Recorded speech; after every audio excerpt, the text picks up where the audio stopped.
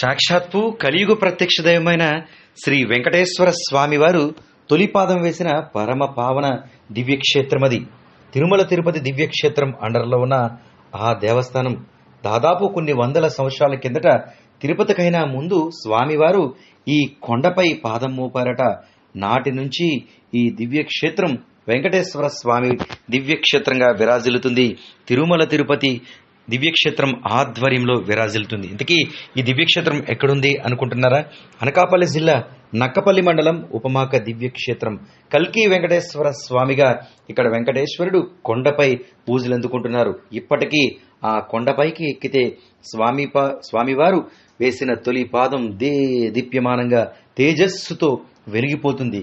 ఇక విశేషమైన పర్వదినం శుద్ధ ఏకాదశి సందర్భంగా స్వామివారిని దర్శించుకునేందుకు ఆలయ ప్రాంగణంలో శివకేశవులకి ఎంతో ప్రీతిపాత్రమైన పర్వదినాన్న దివ్య జ్యోతులు వెలిగిస్తూ భక్తులంతా గోవిందనామాలు జపిస్తూ ఆధ్యాత్మిక సేవలో కొనియాడారు. మరోపక్క అర్చక స్వాముల అనుగ్రహ భాషణం చేశారు. ఈ విశేషమైన శుద్ధ ఏకాదశి రోజు దంపతుల సమేతంగా పూజా కార్యక్రమంలో పాల్గొంటే ముఖ్యంగా సంతానం లేని వారికి సంతానం, ముఖ్యంగా అన్యోన్యంగా దాంపత్యంగా దంపతులు ఉంటారని అర్చకులు తెలియజేశారు. కొండపై కల్కి వెంకటేశ్వర స్వామిని దర్శించుకుని కింద నందగోపాలుడితో పాటు అనేక దైవతామూర్తులు కొలువై ఉన్న నేపథ్యంలో భక్తులు వేలాదిగా తరలివచ్చారు.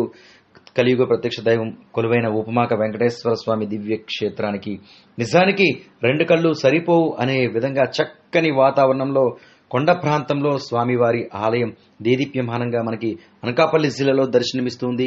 శివకేశవులకి ఎంతో ప్రీతిపాత్రమైన కార్తీక మాసం కావడంతో భక్తజనులంతా పెద్ద ఎత్తున క్షేత్రానికి చేరుకున్నారు.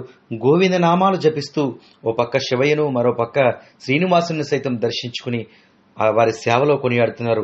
ఒకసారి వీక్షిందాం.